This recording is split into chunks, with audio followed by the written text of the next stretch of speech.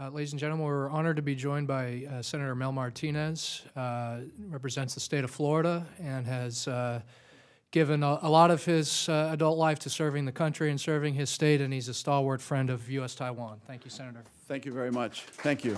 Thank you. Good afternoon to you all. Good afternoon. Today we see democracy at its maybe weakest form in the Senate. We have this voting marathon going on, and so I have just a couple of minutes to share with you, but I couldn't pass the opportunity. I want to thank Project 2049 Institute for all that you do, and of course, Dr. Wu, it's a pleasure to be with you. My words to you are simple ones of solidarity with the people of Taiwan and with the way that our relationship has existed. It is important that we celebrate 30 years of a very special agreement and a very special relationship.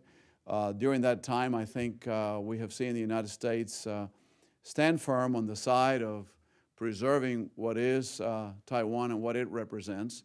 The United States needs to continue to do what it can to provide those types of equipment and military assistance that through sales that has been a part of our relationship for now all these 30 years. I think we have to maintain that vibrancy of relationship that will allow for that to continue into the future.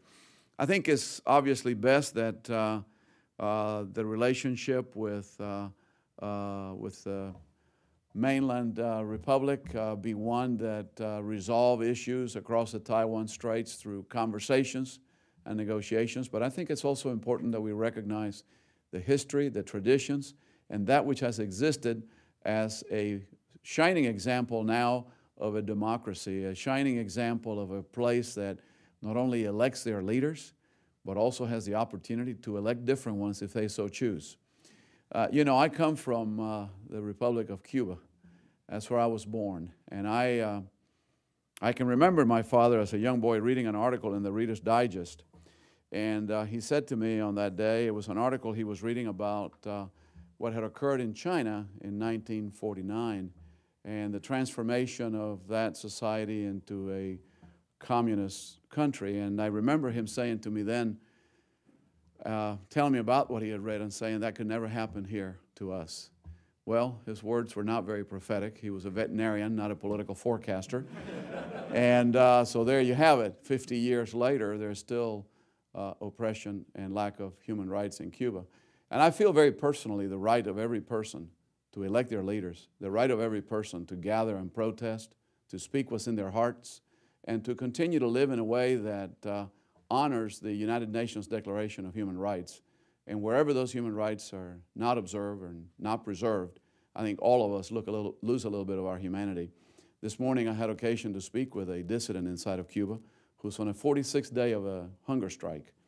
And his quest, his plea, his ask is that political prisoners be released and that Cuba hold free and fair elections.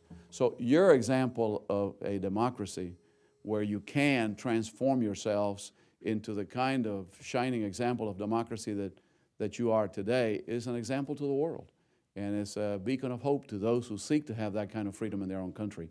So anyway, please know that I stand by our agreements and relationship that are now historic, but that are also important into the future, and that I look forward to the continued close relationship between the people of Taiwan and the people of the United States.